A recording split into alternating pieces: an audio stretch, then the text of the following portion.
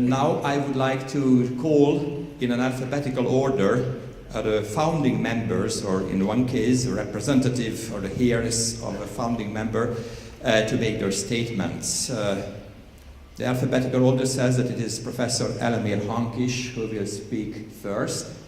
Yes, Elemér, that's your turn. And you cannot escape. Please go to the microphone.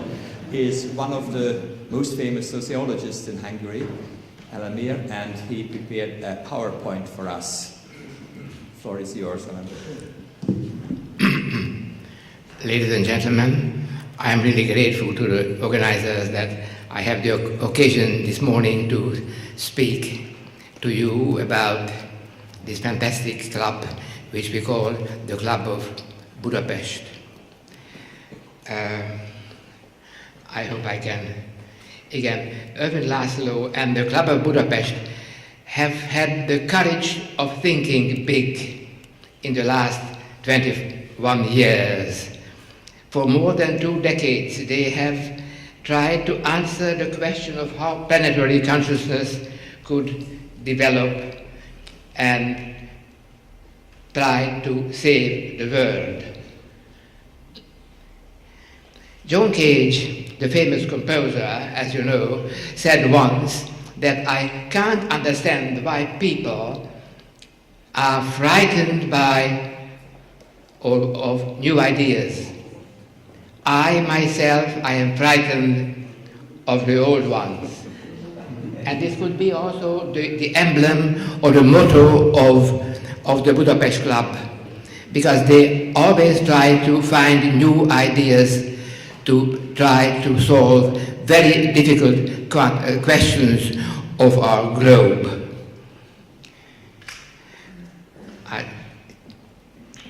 Well, we have arrived to a crossroad, to a dangerous one, with emerging very difficult problems, difficult to be solved.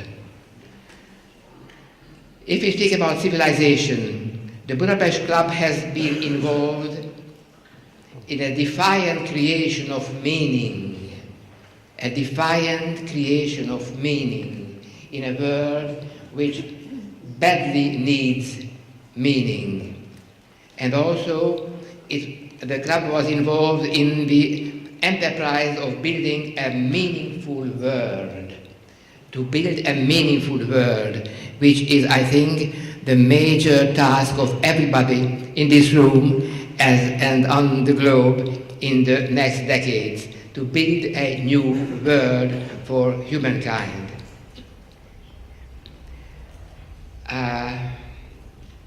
The questions to be answered have been, what kind of a world have we to build? How to build this world? And Laszlo Ervin wrote several books on this question with many new ideas which we should learn about and try to put into practice in our lives. What kind of world should we build? Beautiful big skyscrapers, or beautiful very fast trains, or beautiful very fast cars, or not so beautiful, also very fast armored cars. I do not think that the main goal of the Budapest Club is this kind of enterprises, to build this kind of new world. They want to build a new world of planetary consciousness.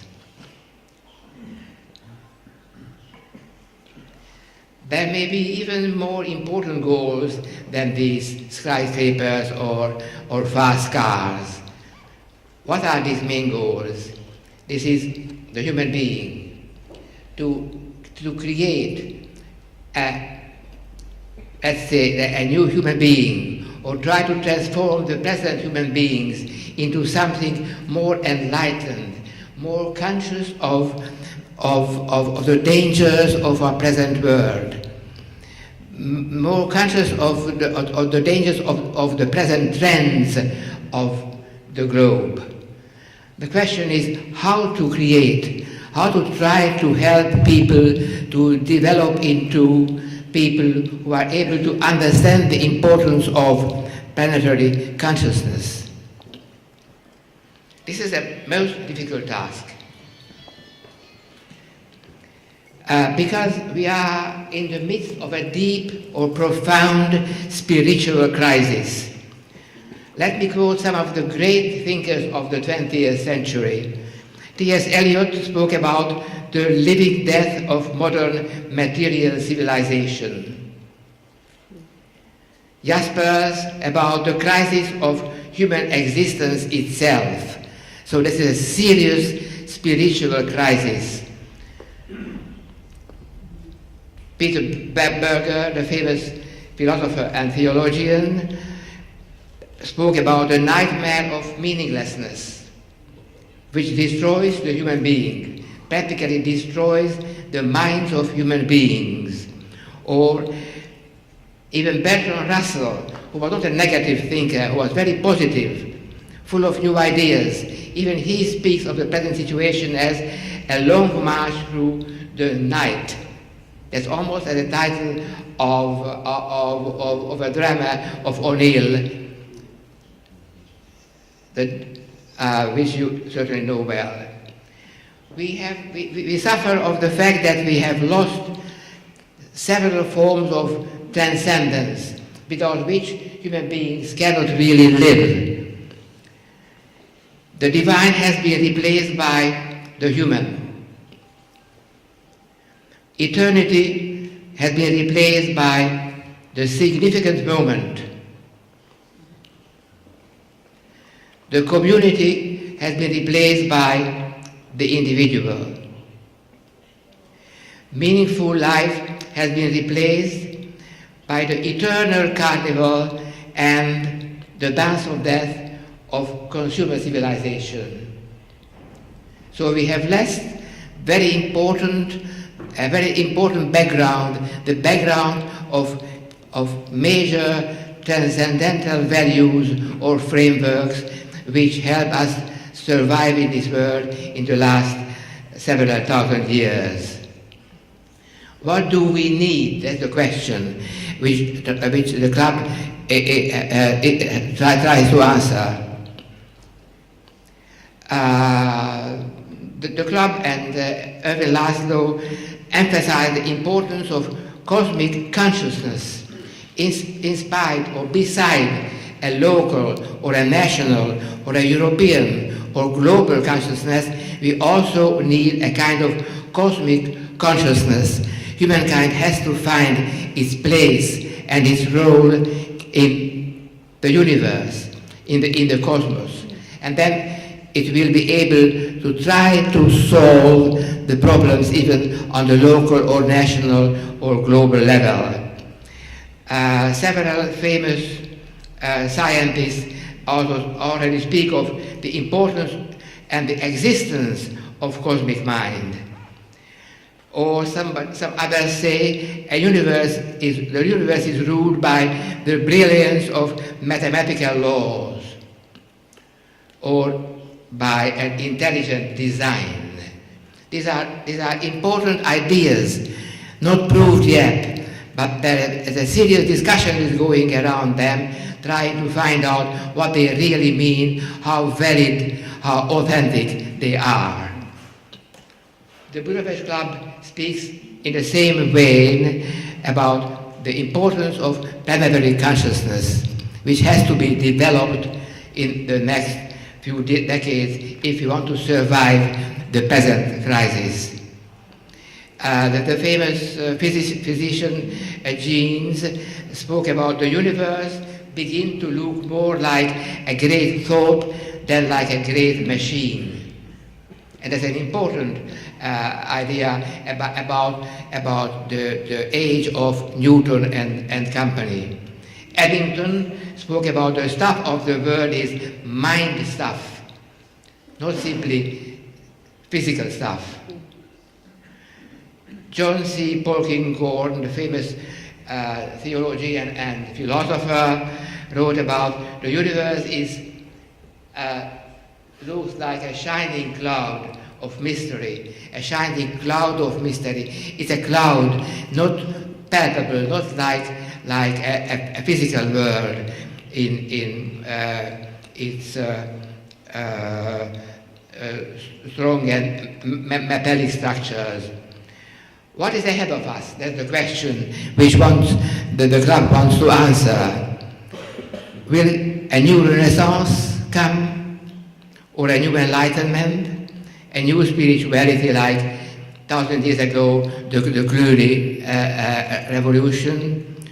A welfare society is going on, global capitalism is going on, consumer society is flourishing, information age will be the main actor, postmodernism will solve our problems, fundamentalist movements in East and West may try to find solutions to our problems.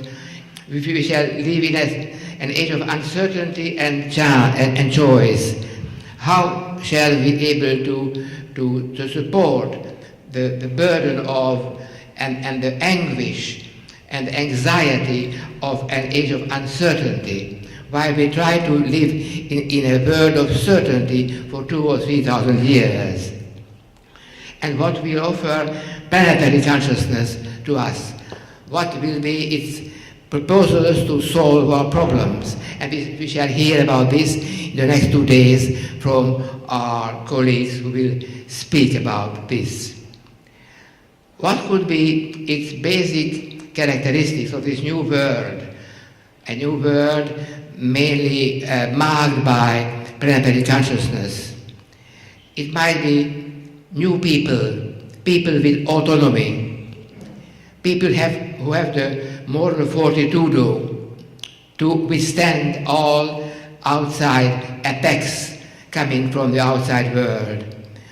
Like Hamlet, they will say, we are ready to everything that may come. We have the strength, the force to face the real problems of a human being. Sartre spoke about freedom, Camus about the revolt, Foucault spoke about self-realization, the care of the self.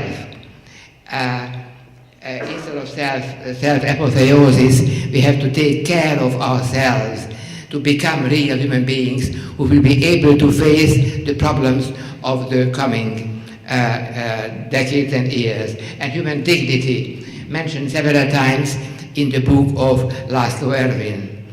Or this new age of planetary consciousness will certainly, or could be also marked by a cult of life in its real meaning, of nature, to live with full intensity.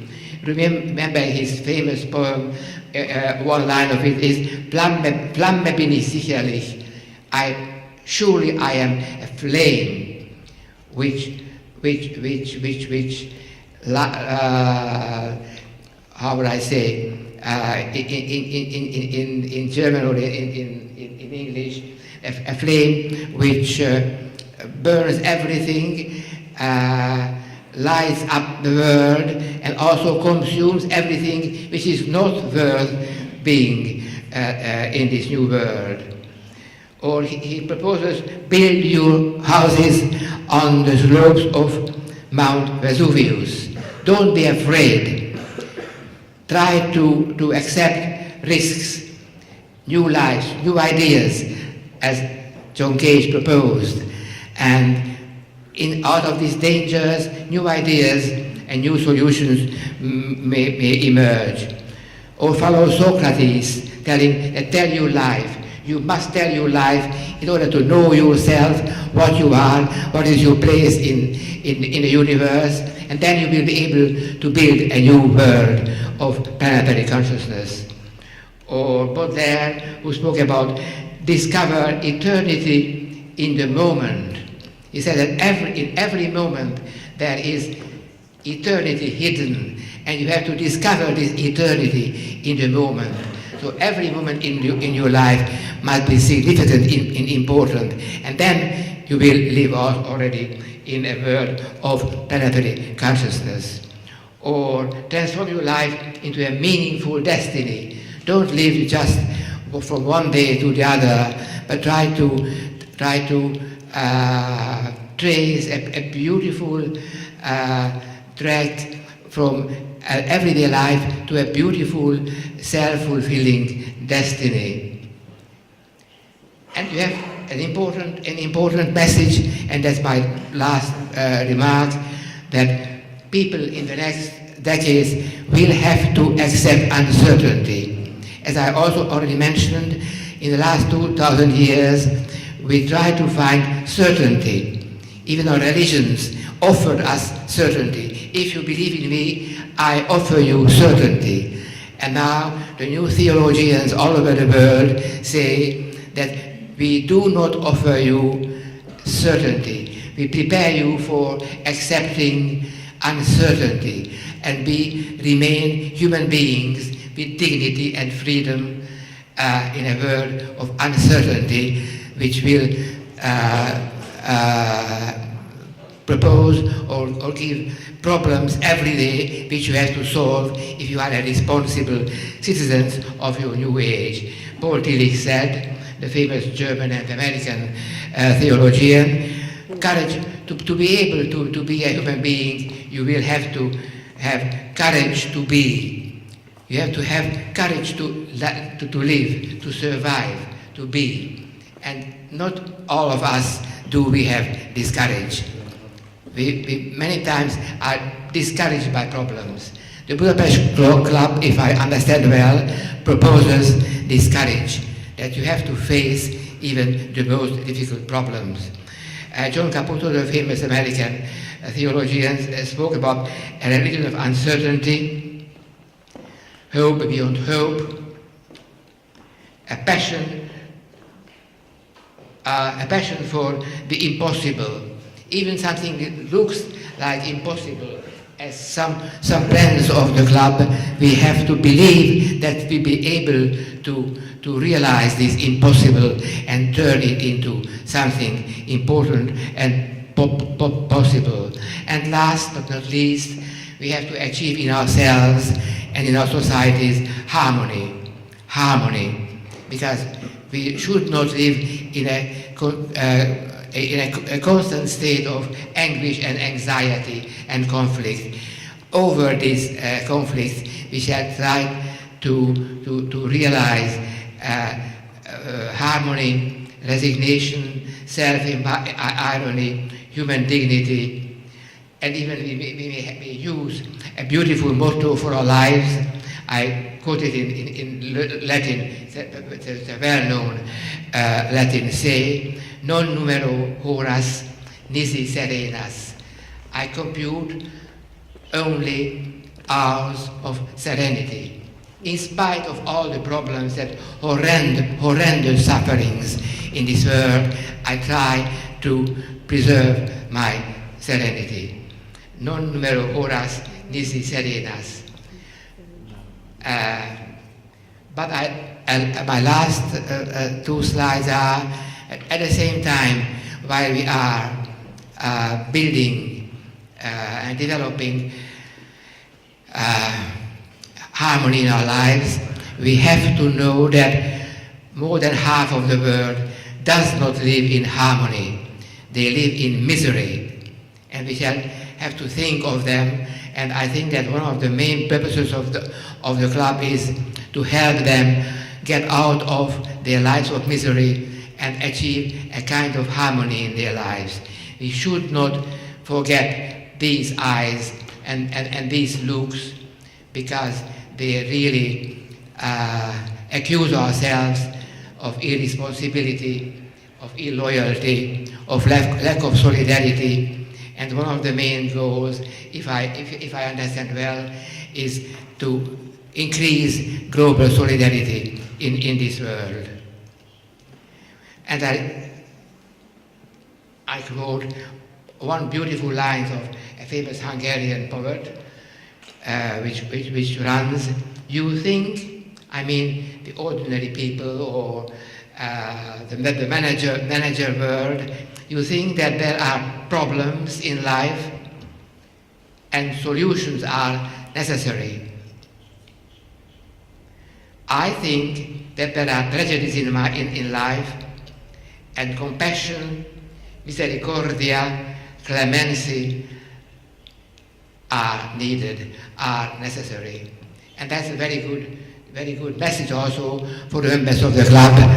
Try to solve every problem, because the problems have to be solved, but it is not enough to have, you have also have compassion of those who suffer, and you have try to help them. That Janusz Pilinski is the name of the poet. I do believe that the members of the Budapest Club profoundly agree with this important warning, and they try to save the globe. Thank you very much.